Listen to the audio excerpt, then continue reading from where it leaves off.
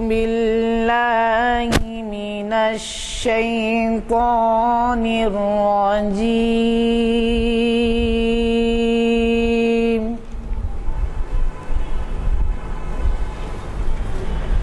بسم الله الرحمن الرحيم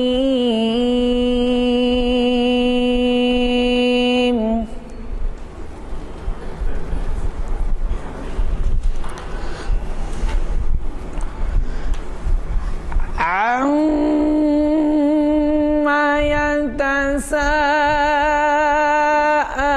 يتساءلون عن النبأ العظيم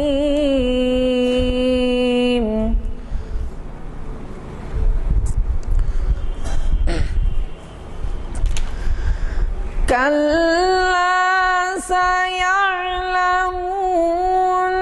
ثم كلا سيعلمون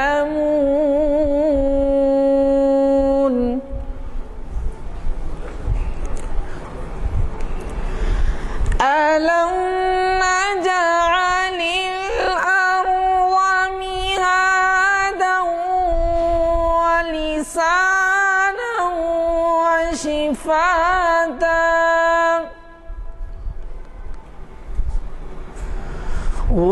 وجعلنا الليل لباسا وجعلنا النهار معاشا وجعلنا النهار معاشا وبنينا سبعا وشتاتا وجعلنا النهار معاشا وبنينا سبعا وشتاتا طلبائے علی گڑھ کے نام، اوروں کا ہے پیام اور میرا پیام اور ہے، اوروں کا ہے پیام اور میرا پیام اور ہے، عشق کے درد مند کا طرز کلام اور ہے، عشق کے درد مند کا طرز کلام اور ہے، طائرے زیر دام کے نالے تو سن چکے ہو تم، طائرے زیر دام کے نالے تو سن چکے ہو تم، یہ بھی سنو کہ نالے طائرے بام اور ہے، یہ بھی سنو کہ نالے طائرے بام اور ہے، آتی تھی کوہ سے صدا راز حیات ہے سکون، آتی تھی کوہ سے صدا راز حیات ہے سکون، کہتا تھا مور ناتواں لطف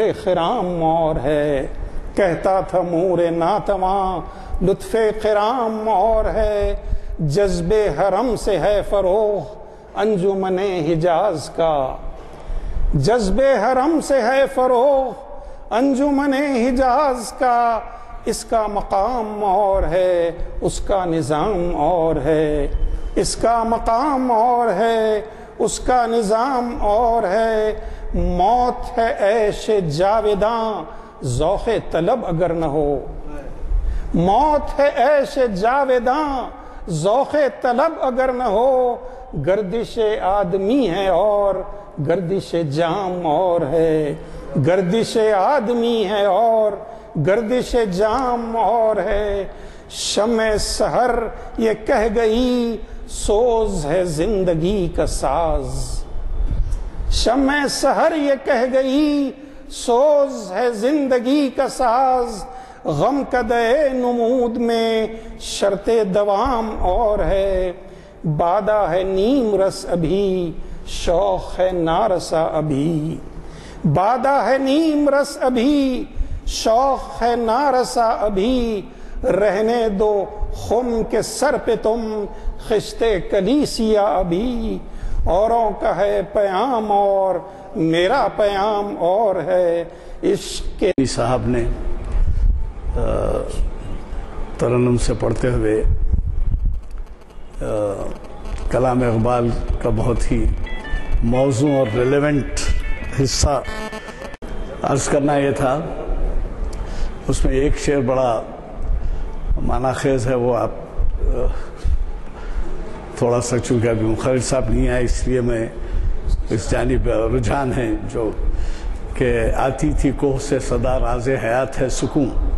یعنی کوہ پہاڑ کو کہتے ہیں، آپ جانتے ہیں، اور پہاڑ جو ہے چونٹی پہ ہنستے ہوئے کہہ رہا یا طنز کرتے ہوئے کہہ رہا کہ تیری زندگی دیکھ اور میری زندگی دیکھ کے میں سینکڑوں سال سے پڑا ہوا جی رہا ہوں یہاں پہ، اور تو ہے کہ چند لمحات کے بعد گزر جاتی ہے. تو اس کی زندگی کا راز یہ ہے کہ سکون سے رہنا، تو دوامی زندگی ملتی. اب مورے ناتواں چیوٹی کو کہتے ہیں، تو چیوٹی کیا جواب دے رہی وہ سنیے آپ. آتی تھی کوہ سے صدا راز حیات ہے سکون، کہتا تھا مورے ناتواں لطف خرام اور ہے. میری زندگی پل بھر کی ہے، لیکن تو کیا جانے کہ اس میں کیا لطف ہے جو حرکت میں ہے. تو پڑے رہے کہ سینکڑوں سال سے بھی وہ لطف نہیں اٹھا سکتا جو میں صرف تو حرکت کے بارے میں جو ہے. حضرات، آپ سب کو سر سید کا یوم پیدائش مبارک. ان کی جو کچھ ہستی ہے، وہ جو کچھ ان کی کارگزاریاں ہیں، اس کے سے مطالعے سے تعلق رکھتی ہیں. اور مجھے یقین ہے کہ ایسے حضرات جو ان کی زندگی سے، طرز زندگی سے واقف نہ ہوئے ہوں یا ان کے اچیومنٹ سے، تو وہ ضرور سر سید کی زندگی کا مطالعہ کریں کہ انہوں نے کتنا بڑا کام کیا ہے.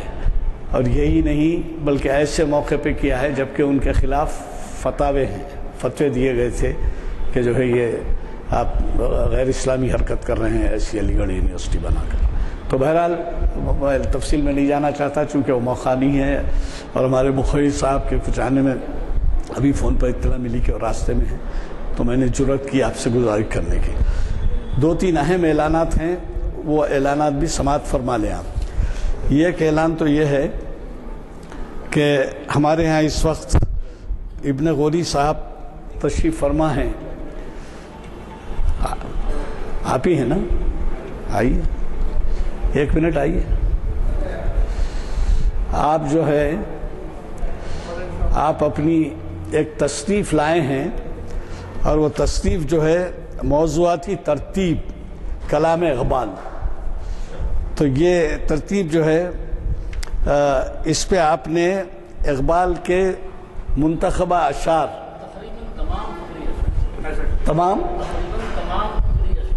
اقبال کے تمام فکری اشعار آپ نے یکجا کیے ہیں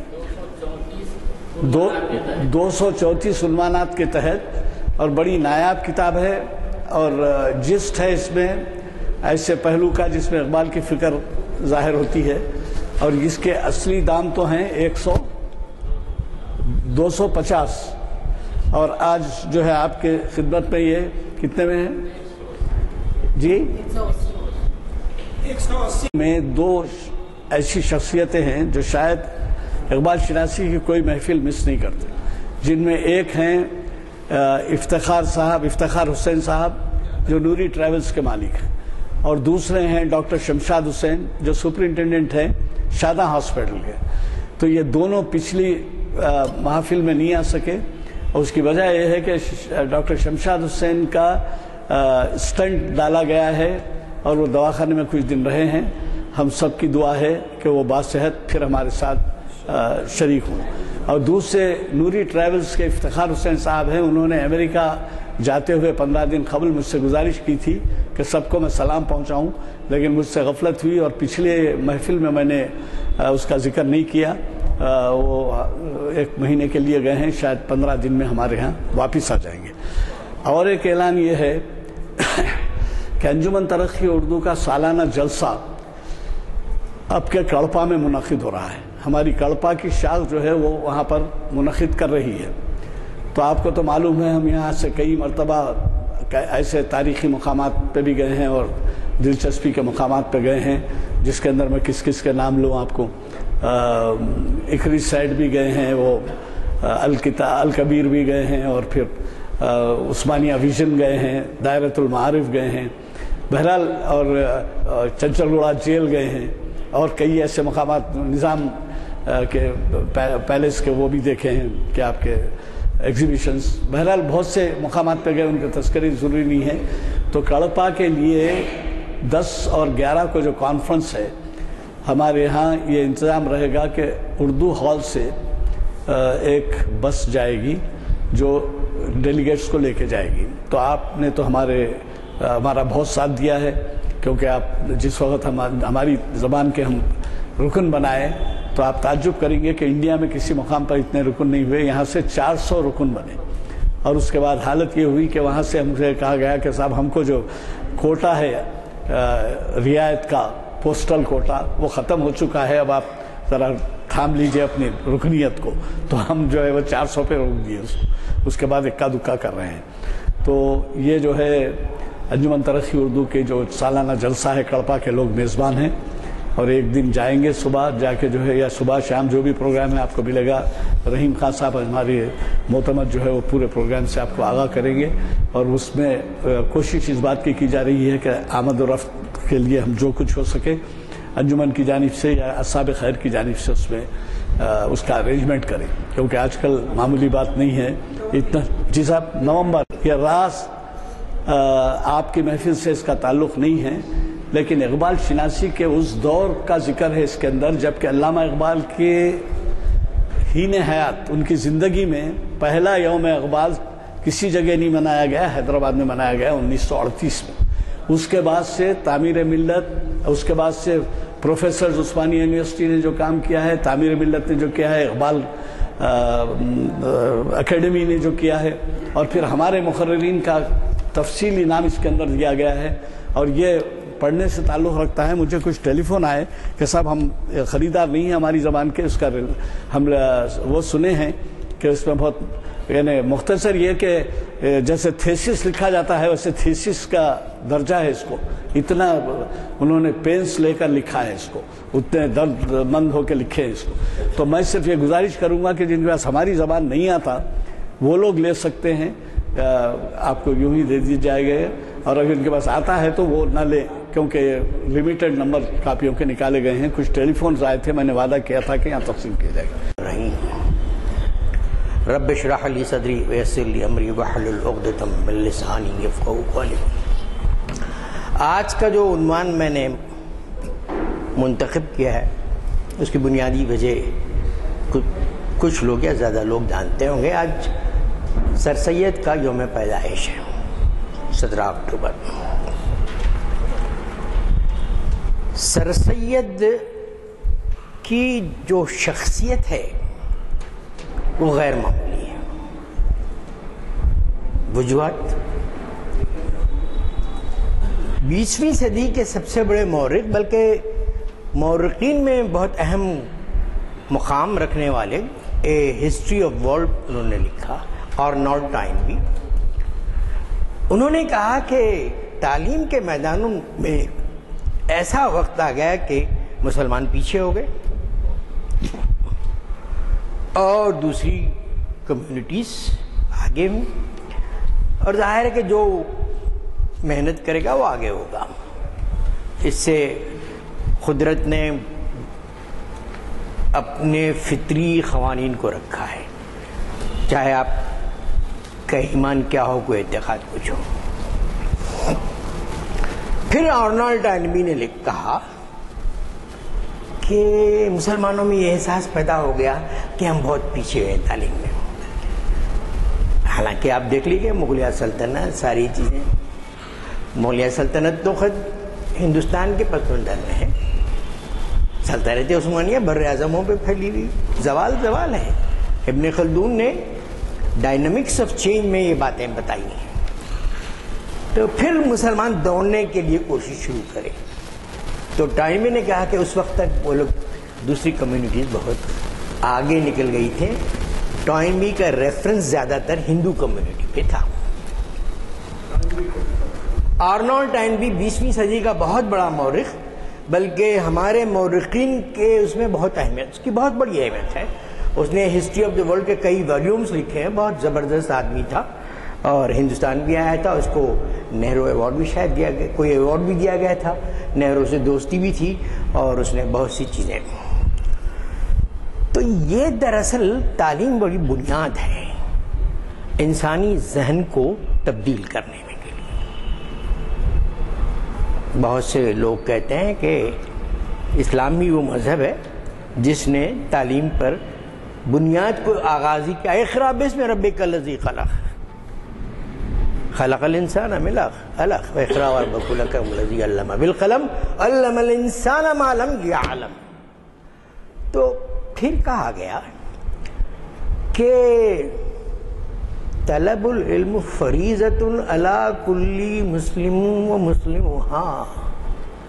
مسلمان مرد اور عورت پر علم کا حاصل کرنا فرض ہے.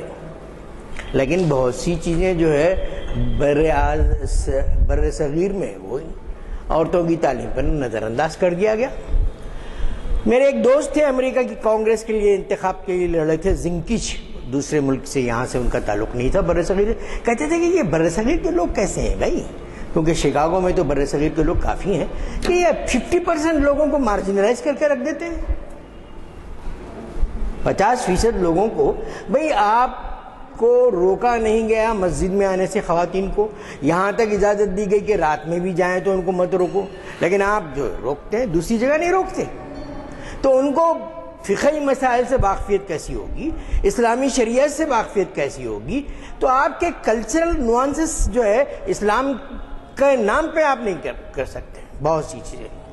تو بہرحال اقبال نے بھی لکھا کہ مکالمات فلاطون نے لکھ سکی, لیکن اسی کے شرار افلاطون اسی سے ٹوٹا پھر ساری چیزیں. اقبال یہ نہیں کہا کہ مکالمات فلاطون نہیں لکھ سکتی.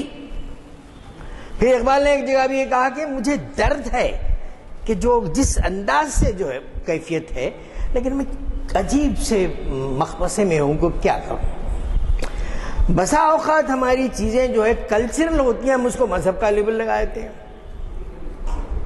مثلا یہ کہ آپ کا جو پردہ ہے, اسلام نے جو پردہ کیا اس سے سخت ہے. اشرف علی تھانوی صاحب نے کہا کہ بہتر ہے, یہ ملک میں بہت سی چیزیں ہیں, فساد ہے, یہ بہتر. یہ آپ کا پرسپشن ہے, اسلام کا نہیں ہے. اور ایسی اور بہت سی باتیں, میں تفصیلات میں نہیں جاؤں گا. تو بنیادی طور پر تعلیم ایک بہت بڑی چیز ہوتی ہے, اس لیے کہ تعلیم ہی ذہن کو زندگی دیتی ہے, اور تعلیم ہی نئے رہنماؤں کو پیدا کرتی ہے. تعلیم ہماری تہذیب کو جو ہے جنم دیتی ہے, تہذیب کو فروغ دیتی ہے. ڈاکٹر سید عابد حسین نے اپنی کتاب ہندوستانی مسلمان آئین ایام میں لکھا ہے. انہوں نے بہت غیر معمولی شخصیت تھی. جامعہ کو فروغ, جامعہ ملیہ اسلامیہ کو فروغ دینے والوں میں ان لوگوں کا ہاتھ ہے.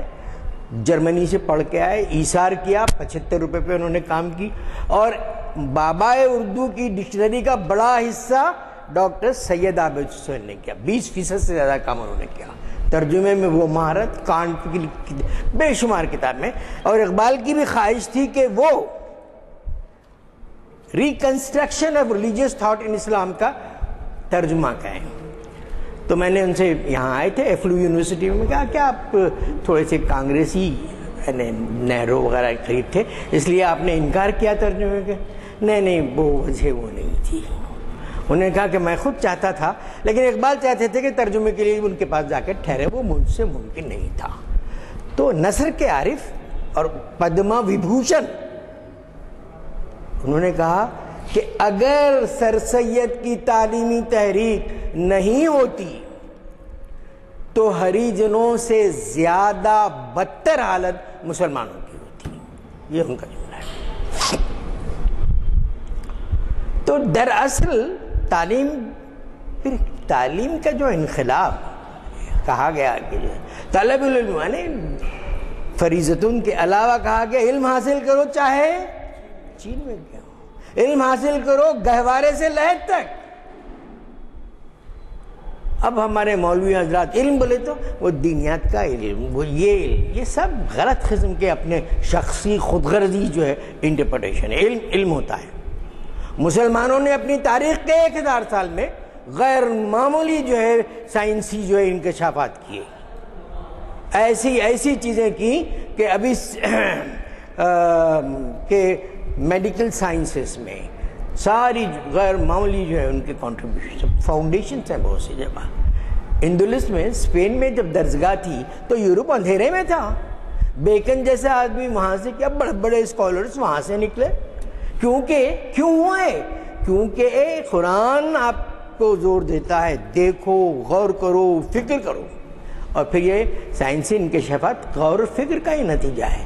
بلکہ سب سے زیادہ 750 آیات بتائے جاتے ہیں کہ غور کرو، فکر کرو پہ لکھا گیا ہے. آپ کے لیے نماز کے لیے دوسری ارکان کے لیے اتنی آیات نہیں ہے. تو دراصل مسلمانوں کا بڑا غیر معمولی کنٹریبیوشن ہے، اور خاص طور سے اس فیس میں عرب کا. تو اس طرح سے جو ہے علم تو مومن کی متاع کہا گا، جہاں ہے لے لو. تو محسوس یہ ہوا کہ سر سید نے کہ بہت پیچھے ہیں تعلیم کے لوگ، کیا کریں. اور وہ یہ دور تھا جب 1857 پہلی جنگ آزادی میں برطانوی استعماریت کی خون چکاں جو حرکتیں، جہد آزادی کے لڑنے والوں کو دہلی کے درختوں پہ لٹکا دیا گیا. پھر ایسا عذاب ڈھایا گیا کیونکہ مسلمان اس کے آگے تھے. اس بہادر شاہ ظفر کو صرف مسلمان نہیں تھے، یہ ہماری پہلی جنگ آزادی تھی. جو انگریز کہہ دیے کہ غدر، تو ہمارے لوگ بھی تواریخ غدر جو ہے ایک اس کو کہتے ہیں جس سے آپ سمجھیے کہ فرما برداری نہیں کر آپ کریں اس کو غدر.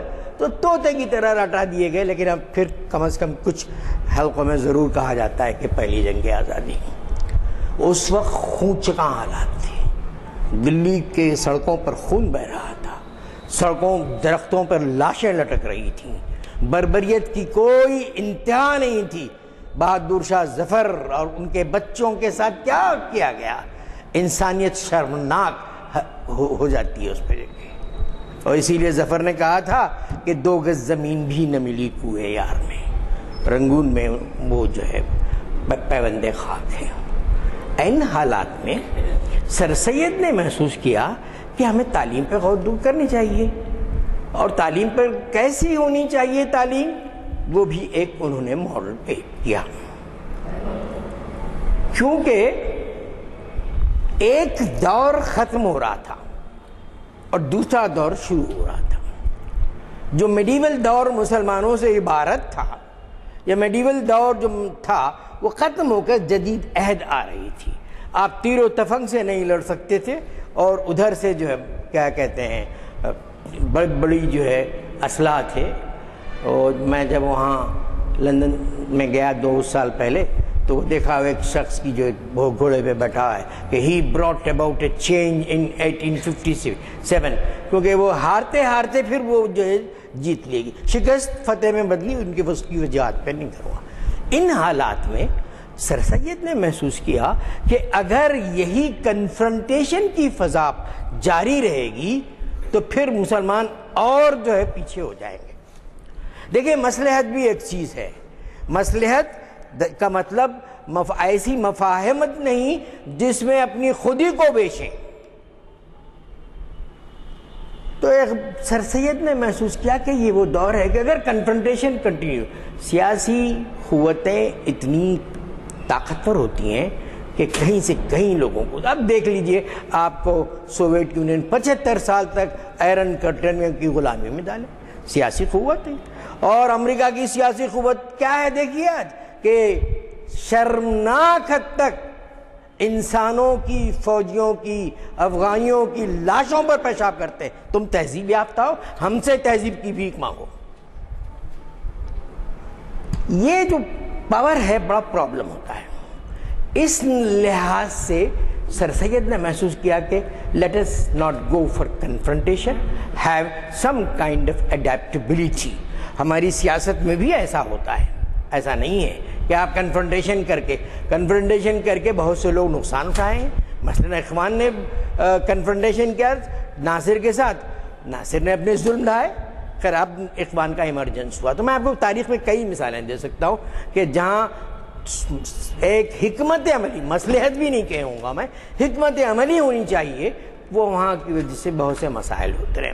تو سر سید نے محسوس کیا کہ یہ کنفرنٹیشن کا جو ایک اور فطری بات تھی کنفرنٹیشن کے لیے جو خاص طور سے مسلمان میں، کیوں کہ ان کے جو مرکز سیاسی تھا مغل تہذیب کا ختم تھا، مغل قوت کا ختم تھا، مغل سلطنت کا اختتام تھا، ان پر مظالم ڈھائے جا رہے تھے، اور ایسے ایسے مظالم جو انسانیت سوز ہوں.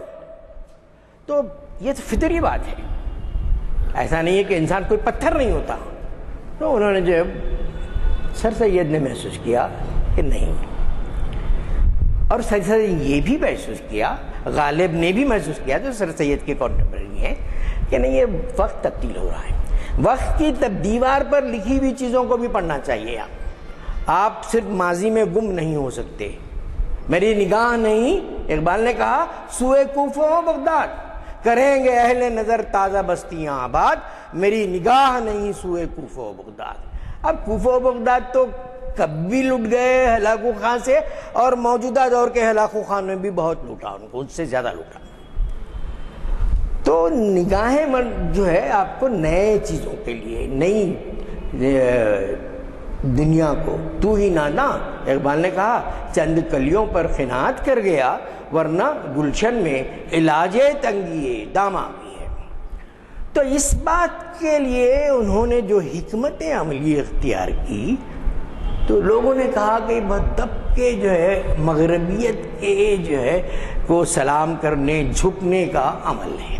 ان پہ اعتراضات ہوئے، اور ظاہر ہے کہ جن لوگوں نے اعتراض کیا بڑی بڑی شخصیتیں تھیں، وہ بھی مخلص تھے، وہ محسوس کرتے تھے. لیکن بعد میں لکھا، جیسے اکبر الہ آبادی نے، جو اکبر الہ آبادی جو ہے تھوڑے آرتھوڈاکس قسم کے آدمی تھے، بہت زبردست طنز و مزاج کے آدمی. تو وہ جو ہے انہوں نے کہا کہ بعد میں لکھا کہ ہم کہتے رہتے ہیں اور سر سید کام کر جاتا ہے، اعتراف کیا. اور پھر کنٹمپریری بہت اہم شخصیت تھی جنہوں نے سیرت کی بنیاد رکھی اردو میں اور بہت بڑے کام کیا، شبلی نعمانی نے. انہوں نے محسوس کیا کہ یہ ماڈرن ایجوکیشن سے تھوڑا سا اٹیچمنٹ جو ہے اسلامی اور مذہبی اور کلچرل ہے، ایسا نہیں ہونا چاہیے. ہماری اپنی ثقافت کو بنیاد بن کر نئے دور کے جو ہے چیزوں کو ایکسیپٹ کرنی چاہیے. This is the different approach of Nadwatul Ulama, جو سر سید سے اختلاف کا تھا. پھر تیسری جو ہے دیوبند کے، وہاں بھی کنفرنٹیشن رہا، لیکن سر سید نے ان کی بھی تعریف کی. دیوبند کے اندر جو مکتب آیا اس کے اپنی جو ہے خصوصیات بھی ہیں، خامیاں بھی ہیں، دونوں پہلو ہیں. لیکن ان اداروں نے محسوس نہیں کیا کہ وقت کے چیلنجز کو کیسے ایکسیپٹ کریں. جب میں ندوۃ العلماء میں گیا، میرا لیکچر ہوا وہاں فورن اسٹوڈنٹ سے، اس زمانے کے اخبارات میں آیا کہ ندوۃ العلماء کا جو کورس ہے اپنی جگہ ٹھیک ہے، لیکن آج کی جو کمپٹیٹیو ورلڈ میں ان کے لیے کوئی جگہ نہیں ہے. کیا سب ان لوگوں سے کہ آپ ان اداروں سے صرف امام بنائیں گے؟ انگریزی اگر حاصل نہیں کر سکیں گے تو آپ کیا ہوگا؟ یہ پرانی بات ہے 80s کی. مولانا ابو الحسن ندوی صاحب سے ملاقات رہی تھی، ایک دن ان کے ساتھ رہا تھا. پھر اس کے بعد میں اخبار کی بات آپ کو بتا رہا ہوں کہ دوسری کمیونٹیز بھی محسوس کرتی ہیں کہ بہت خلوص کے ساتھ کہ یہ جو لوگ نکلتے ہیں کیسے ایکسیپٹ کریں گے زمانے کی ان باتوں کو. تو ان لوگوں کے اندر یہ بنیادی لیکن سب سے اہم چیز جو سر سید کے یہاں تھے، جو ایک نشت الثانیہ پیدا کیا انہوں نے ایک بہت بڑے ریفارمر کی حیثیت سے، کہ بھائی نہیں، اب ہم کو ان چیزوں کو اپنانا چاہیے. اور ظاہر ہے آج کی دنیا میں دیکھیں انہوں نے چوائس اختیار کیا انگریزی کا. آج کی دنیا میں global language, computer language, museum language, library language is there, وہ اپنی جگہ ہے. لیکن عثمانیہ نے جو تجربہ کیا وہ بھی اپنی جگہ بہت اہم ہے کہ اردو کو جو اپنے جذبوں کی زبان، اپنے سائنٹیفک کی زبان بنائے. رابندر ناتھ ٹیگور نے ستائش کی، یہ بھی ایک اپنی جگہ. لیکن اس وقت کے حالات میں سمجھتا ہوں کہ ان کا جو نقطہ نظر تھا سر سید کا بہت اہم تھا. تو وہ اعتراض کیے گئے. پھر تیسرا اعتراض کیا کہ بھائی سر سید اپنی فیکلٹی میں صرف مسلمانوں کو نہیں لیتے ہیں اور اس طرح سے جو ہے دوسرے. تو سر سید نے کہا کہ معیار تعلیم کے لیے بنیاد بنے، تعلیم دینے والا جو ہے کون ہے یہ نہ دیکھیں، آپ اپنے دینیاتی مدارس میں دیکھیے، لیکن ماڈرن ایجوکیشن میں دیکھیے کہ وہ سائنٹیفک ڈیولپمنٹ میں کون آدمی ہے، ریسرچ میں کون آدمی ہے، کوالٹی کس کے ہاں ہے، ساری چیزیں. یہ ایک نقطہ نظر سر سید کا تھا جس سے اختلاف کیا گیا. تو سر سید کے اور باتوں سے بھی اختلاف کیا گیا اور کسی حد تک وہ اختلاف صحیح پہ ہے. مثلا یہ کہ جس انداز سے انہوں نے تفسیر کی اس کے اندر بہت جھول ہے. جھول تو کل میں ایک صاحب کو سن رہا تھا، نام نہیں لینا چاہتا ہوں، یہاں آئے تھے، بہت بڑا جلسہ بھی کر دیے تھے کہ prophet Muhammad has the right to amend Quran. ان کو پاکستان میں جو ہے پابندی بھی عائد ہو گئی تھی، یہاں بھی بہت بڑا جلسہ کر رہے ہیں، برانچ بھی قائم کر رہے ہوں. تو اس طرح کی چیزیں جو ہے، یہ اور بات ہے کہ بہت بڑی اسکالر اینا میری شمل، جنہوں نے ڈائمینشن آف اسلامک صوفیزم پہ کتاب لکھا، اقبال پہ لکھا، ان کے نام سے شمل روڈ ہے پاکستان میں، پاکستان کا بہت بڑا ایوارڈ ملا. انہوں نے محسوس کیا تھا کہ برصغیر یہ ایک ایسی جگہ ہے جہاں پروفیٹ محمد کی شخصیت قرآن کے ساتھ ساتھ کچھ دوسرا مرکز بنتی جا رہی ہے. اس کے اثرات ظاہر ہے کہ آپ بہت سے فیکٹرز ہیں. تو وہ صاحب کے بل میں ملا کیا ہے یہ جو ہے لوگوں کی حالت کا کس انداز. ایک صاحب پاکستان میں شکاگو میں تھا تو آئے، گروپ سے آئے، صاحب ڈاکٹر صاحب انہوں ایسا بول رہے ہیں، ڈاکٹر صاحب انہوں ایسا بول رہے ہیں، آپ کچھ کریے. بولا ٹھیک ہے، توازن ہونی چاہیے. ان لوگوں کو سمجھایا کہ بھائی آپ اپنے اس میں رہیے، دوسری چیز کیوں کرتے ہیں. پھر دوسرے گروپ کو سمجھایا اب یہ کیا طریقہ ہے آپ کا، میں مدینے کی گلی میں جاؤں گا جنت نہیں لوں گا. ہمیں ایکسرسائز وہاں بھی اور یہاں بھی.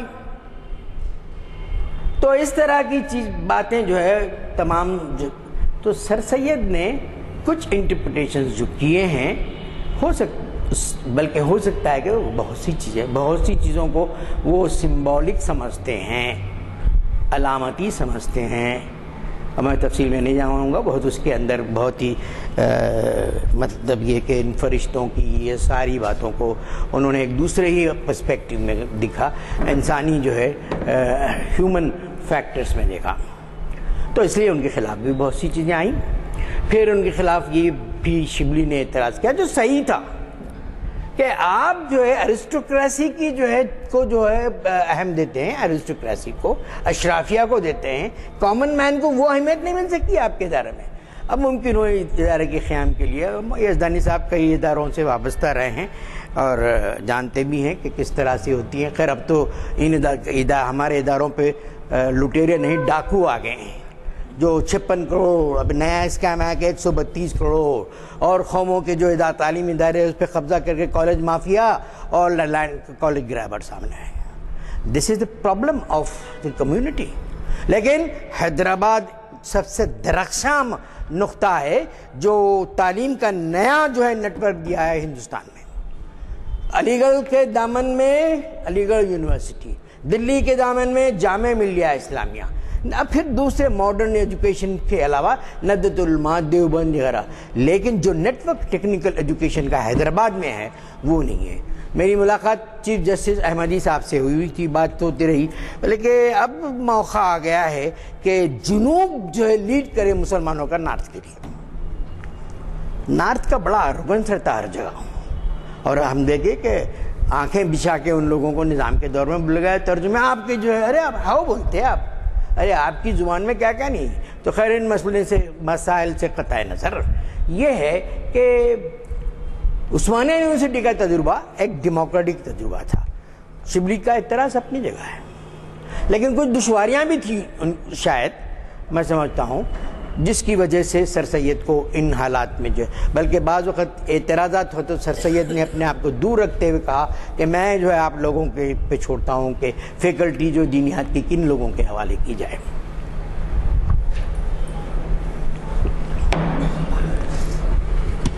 جو دوسرا پرابلم تھا کہ گرلز ایجوکیشن نہیں، اور کچھ ایسے بڑے بڑے لوگوں نے تو نہیں، لیکن چلر مولویوں نے اعلانات کیے انگریزی پڑھنا کفر ہے.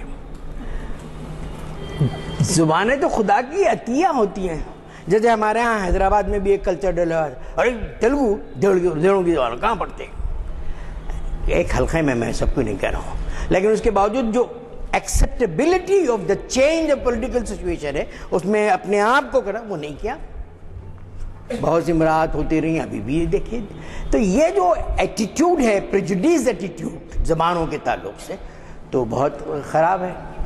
تو انہوں نے تو انگریزی کی تعلیم کو بنیاد بنایا, اور اس وقت جو ہے بہت سے علوم ظاہر اس وقت تھے.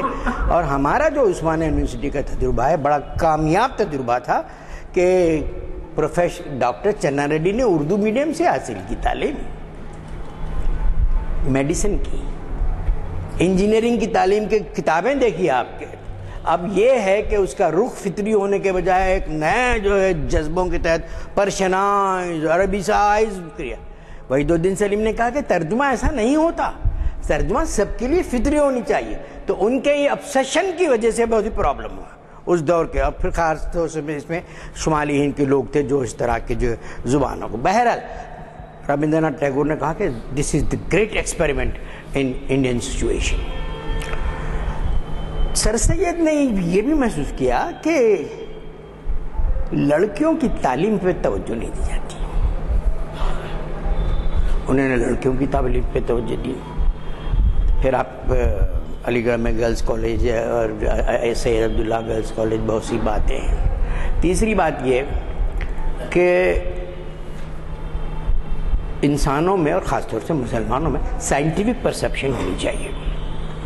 ایسا نہیں کہ جذباتی انداز میں. اصل مسئلہ یہ ہے کہ ڈاکٹر سید عابد حسین نے بھی کہا کہ ڈھنڈورچیوں کے پیچھے بہت بھاگتے ہیں مسلمان. ڈھنڈورچی جو ہوتے ہیں نا, ہم دلی کے لال قلعے پر آصف جاہی پرچم لہرا دے, اللہ اکبر کے نعرے. Is this the reality? کوئی ریموٹ ریالٹی بھی تھی کیا؟ میں ایک صرف مثال دیا ہوں. آج کے دور میں بھی, آج کے دور میں تو کوئی قیادتی نہیں ہے, صرف شور ہے دلی سے لے کے کیرلا تک, صرف شور کے سوا کچھ نہیں. بتائیے کوئی آئیکن ہے؟ کوئی نہیں ہے. کوئی مسلم آئیکن ہے؟ کوئی ایسی ہے تصویر؟ اور ایک شخصیت جب تھی تو اس کو بھی آپ نے جو ہے وہ قریب نہیں کیا. ہماری جمہوریت کا ایک پرابلم کیا ہے کہ مارجنلائز کر دیے گئے مسلمان. مولانا آزاد کا جو کنٹریبیوشن ہے کتنا اہم ہے. انہوں نے پورا تعلیم کا نظام قائم کیا, بڑی بڑی جو ہے انسٹیٹیوشن ان کے قائم کیے ہیں, U G C, network. اب آپ نام کبھی مولانا آزاد یونیورسٹی رکھتے ہی کچھ رکھ دیتے مسلمانوں کے اداروں کو, اور پھر جب آئیکن کی بات آتی ہے تو بس ایک دو تین لوگوں کا لیتے ہیں, نام ان کے نام نہیں آتے. یہاں تک کہ ہمارے ہی کمیونٹی کے ایک آدمی جو امریکہ میں ایمبیسڈر تھے انہوں نے نام نہیں لیا, تو وہاں ایک اخبار میں نے رٹ کے لکھا کہ what kind of thing is there. تو ٹائم ہو گیا ہے. ارے بھائی کیا ہے وقت. تو اب میں چونکہ وقت کا احساس ہی نہیں ہوا, اور کچھ میں سر سید پہ جو میں نے نظم لکھی ہے وہ سناؤں گا آپ کو میں, اور پھر اقبال کے اور سر سید کے مقابلے تقابلی اس میں فیض نے جو بہت ہمارے حد کے شاعر ہے وہ انہوں نے جو بات کہی وہ آپ کو سنا کر ختم کر دینا چاہوں گا. سر سید پہ چونکہ آج سر سید کا یوم پیدائش ہے, میں آپ کو ان پر لکھی ہوئی ایک نظم سنا دوں گا کہ شب گزیدہ سحر کا سورج, شب گزیدہ سحر کا سورج, زندگانی کا سفر زخم کا پیمانہ ہے, اجڑے کوسارو چمن ذہن بھی ویرانہ ہے, قوم شیریں تھی جسے کوہ کنی حسن یقین, ایسے فرہاد کا کس رنگ میں کاشانہ ہے, اور زخمی راہوں کا لہو رنگ ہے ملت کا جمال, اور رہزنی درد کے سائے میں ہے قوموں کا زوال. بند صدیوں کی سرنگوں میں ہے انسان کا وجود, دھند اور گرد میں لپٹا ہے ابھی ذوق کمال.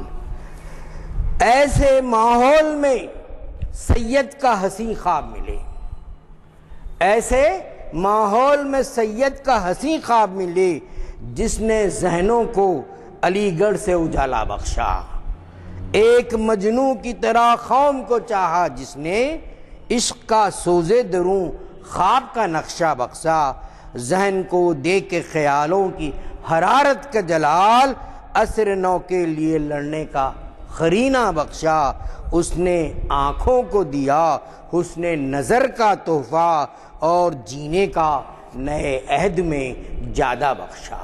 اور سر سید کے بعد سر سید سے بہت متاثر رہے ہیں، ابو آزاد اقبال فیض احمد فیض کے اس پہ ختم کرنا چاہتا ہوں کہ سر سید مختلف تحریکوں سے شامل رہے ہیں، اور جمال الدین افغانی بین الاقوامی سطح پر اس کو کرنا چاہتے تھے، یہ ہندوستانی پس منظر میں اپنی۔ بہرحال فیض نے کہا کہ سر سید کی تحریک ایک خاص علاقے خاص انداز میں ہے، لیکن اقبال نے جینے کا نئے عہد میں زیادہ بخشنے کے علاوہ سوچنے کا انداز بخشا، اور ان کا جو اثر ہے وسیع تر ہے، کیونکہ آپ دیکھتے ہیں کہ پوری جو ہے آفرو ایشین کنٹریز اور یورپ میں بھی اقبال کا اثر ہے۔ کہا ڈاکٹر جمیل جالمی نے یہاں تک کہا کہ تاجکستان کا جو ہے قومی ترانہ بھی اقبال ہی کا ہے، جو زمانے کے سلسلے میں لکھا گیا ہے۔ بہرحال دو بڑی عظیم شخصیت ہیں، شاہ اور سر سید نے اپنے ہی عہد میں نہیں آنے والی عہدوں کو غیر معمولی انداز میں متاثر کیا۔ ایک ایسے ریفارمر ہیں جن کو دنیا بھلا نہیں سکتی، وہ علی گڑھ یونیورسٹی ہی ایک روپ نہیں بلکہ تحریکوں کے ایک مختلف محور ہیں جو ان کی ذات سے نکلے ہیں۔ نثر کو انہوں نے نیا حسن دیا، سائنٹیفک نظر دی، اور پھر قوموں کو تعلیم کی اہمیت کا احساس دلایا۔ شکریہ بہت بہت۔ گزارش ہے کہ اگر وہ کچھ کتب لائے ہیں تو یہاں رکھیں، اگر کوئی لینا چاہیں تو لے سکتے ہیں۔ جی نہیں، یہاں کا طریقہ یہ ہے، یا کچھ بکس رکھتے ہیں، اگر کوئی لینا ہے تو یہیں لے لے کے آپ کو پیسے دے دیتے۔ اب وہاں یہاں زبان کے جو لوگ ممبر بنے تھے ان کے پاس بعض وقت یہ ہوا ہے کہ پاس پرچے نہیں آئے، تو اس سال اس رب العالمین اللہم صلی اللہ علیہ وسلم رب اشرح لی صدری ویسر لی امری واحلل عقدۃ من لسانی یفقهوا قولی ربنا تقبل منا انک انت السمیع العلیم وتب علینا انک انت التواب الرحیم صلی اللہ تعالی علی خیر خلق محمد وعلی آلہ اصحابہ